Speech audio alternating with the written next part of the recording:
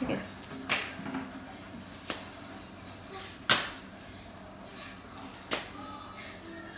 Okay, look up at me.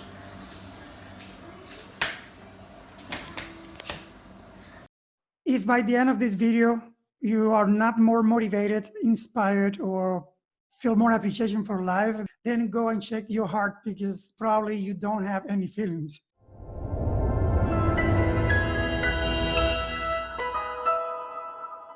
Hey everyone, welcome back to Global Dance News. I am Israel Rodriguez, and today's story is an inspirational one. It is about a young girl that has been diagnosed with a very rare disease. What it is? Well, we're gonna tell you how bad and everything she had to go through when she actually all of a sudden collapsed and was not able to walk anymore. Now she had to learn not only to walk, to run, but also see if she could go back and perform and do what normal people do. I'm gonna tell you how Ballet helped her. So guys, don't go anywhere. I want to tell you also about this t-shirt and how you can help everyone who is going through this. Stay tuned, I will let you know all about. And now let's welcome to Global Dance News, Lori Smith Corner and her daughter, Lily Corner. Lily and Laurie, thank you so much. Welcome to Global Dance News. I'm so glad that you actually accept this interview. And the reason I said that is because maybe others may not want to talk about some issues, so thank you so much for doing it. So before I start with the questions, Laurie, would you please give me a summary of what dysautonomia is? Right. Okay. So Lily was diagnosed with dysautonomia back in February of 2019, and dysautonomia is was triggered from a virus, and dysautonomia is a dysfunction of the autonomic nervous system, and the autonomic nervous system is what controls your organs. You don't ever think about it, but it controls your heart, it controls your digestive system, it controls your breathing, everything. And so when she was diagnosed back in 2019, that was February, we had to learn about it. It's a huge diagnosis and has so many dysautonomias underneath that umbrella. So Lily suffers from POTS, which is postural orthostatic tachycardia, and that affects the heart. Her issue is with her heart rate, regulating heart rate.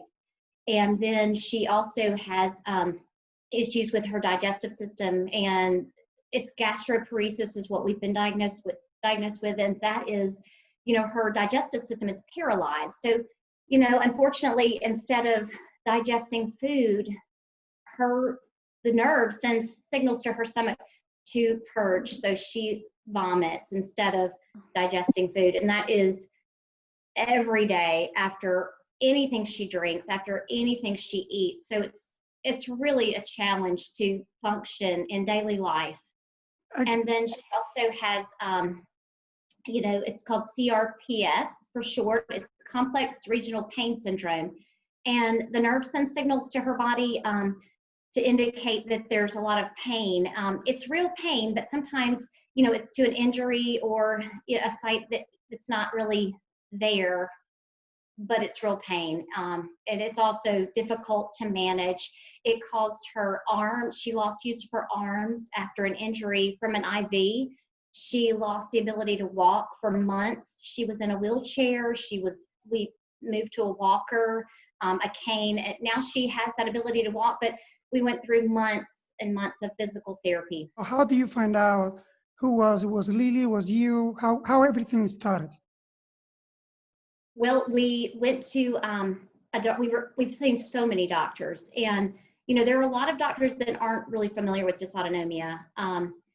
But we found one at UAB. That's where we were first diagnosed, at the Autonomic Nervous Testing Lab at UAB. And then we have found specialists. One of our specialists is in Austin, Texas. Another one is in Kentucky, Louisville, Kentucky. We are right now waiting for her gastroparesis, a nerve stimulator. We will have an appointment any day now to go and have that. It's kind of like a pacemaker for your heart, except for it's for the digestive system. So, that's how we became aware of dysautonomia.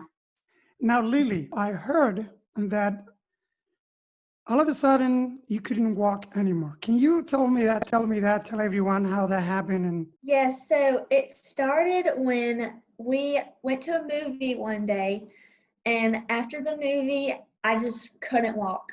It was so weird, like it just like I could not walk.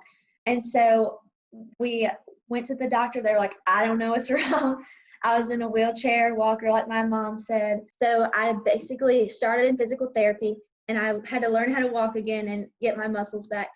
tell me something. I know you cannot feel your legs. That's still the case? How's that?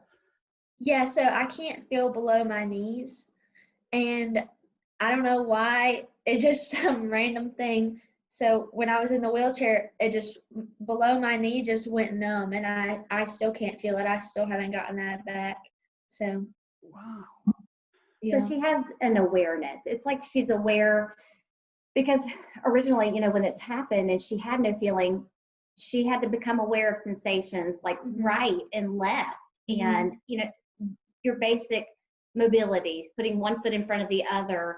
So even without the feeling in her legs and below her knees, she's still, there's some sensations there that she can walk. The doctors haven't been able to explain why that happened. If it's a neuropathy, obviously it's some type of neuropathy. If it will come back, we don't know. What is your situation right now? So yes, I still struggle with the same symptoms that I've had since the beginning. The only difference is I can walk, and that makes a huge difference, but I still struggle from all the symptoms like headaches, vomiting. I still throw up every day, dizziness, fatigue, brain fog, heart rate issues, the chest pains, the stomach pains, the spasms. I can't feel below my knees, just nausea, and then I get these weird, like just allergic reactions, like out of nowhere. So it's still the same, and some days are just better than others, really. Oh, Ballet, I cannot think of anything else. It's unbelievable. Lily, there's a story that I want you to tell me because I saw it on Facebook. If you're getting into Target, can you tell me that story a little bit? Yes, so we were hanging out one day, and we decided to just go to Target because why not? Target's the best place ever. So I was like, well, I'm just gonna leave my cane in the car because I don't need it anymore. And my mom was like, great, let me video. So we walked into Target, and it was just so much fun. We had just come from physical therapy that day, and she was progressing so well and gaining so much strength. So we decided that would be our first chance to try walking somewhere in public without the cane to see if she could balance and make it and have the stamina. And they're like, let's try it in Target. So we did, and she made it. And that's when things really were like, you know what, we're on the road to a comeback, and started slowly coming back into dance as well. Do you think ballet actually had to do a lot with your recovery, even though I know you're still going through a lot of issues? Oh yes, definitely. I think ballet really helps me like get back to being able to move like normal. And even now, like I go to ballet because I love to do it, but I'm not in physical therapy every day anymore. So that kind of is my physical therapy now. It gets me moving, and one of the main things that helps dysautonomia is exercise. And it's hard to do, but that's what helps me really is dance. She loves everything about ballet, and even, you walk in the studio, and originally when she started coming back, I would push her in the wheelchair to go back to ballet because it's the sights, it's the sound, it's even the smell of the studio, believe it or not, that really helps her in healing. And so that's why we've made it a big priority to get back into the studio. I cannot wait, for you to be 300% recovered. And I'm glad to know that ballet's also helping you with that. Yes. Yes. It's very easy. It could be very easy to just discourage yourself to go like, you know what, this is it. I'm gonna give up. I'm just going to. Why should I have to go through this? And you're doing the right thing, girl. You're doing the right thing. We are very proud of you. Lori, as a mother, what advice would you give to other parents that maybe they're going through the same or something similar? Oh, just, first of all, believe your children when they suffer, and maybe sometimes you don't understand all the things that they're suffering. They need someone to support them. They need someone to trust, and they need someone just to listen to them and be there for them. What about you, Lily? What advice do you give to other people that could have going through the same or is going through the same right now? My advice to someone that's going through just any kind of illness, any kind of struggle, is to just find joy where you're at, really, and make it a point to get up and do something and just have hope and faith that it's gonna get better, really. And for me, it's been really good to have like a really good support system, like my friends and you and Miss Katia and all my dance friends and my mom and my family, that just have people to lean on and don't just like close yourself off. That's a big thing too. How important is to stay mentally healthy? It's very important to stay mentally like healthy, and I'm very thankful that I haven't had any major mental health issues, because I know for some patients with dysautonomia, it's easy to fall into like a depression or anxiety or anything like that, for anyone really. And like I said, having a support system helps a lot.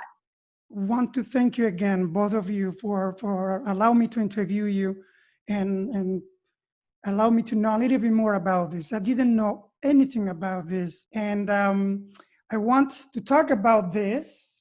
This is a shirt that I bought, and so Katia, to support this. And as long as I understand, they are not able to get it now, or there's a way that they can get it to support. Yes, there is a way you can get it. I have the link on my social media, and it's the fundraiser is through Custom Ink, and all of the funds are donated to Dysautonomia International to help with research, finding a cure, really, and helping the patients. There you have it, guys. Go there. Let's support this, and let's support Lily, support the family and everyone. And Lily and Lori, thank you once again. I will see you probably tonight.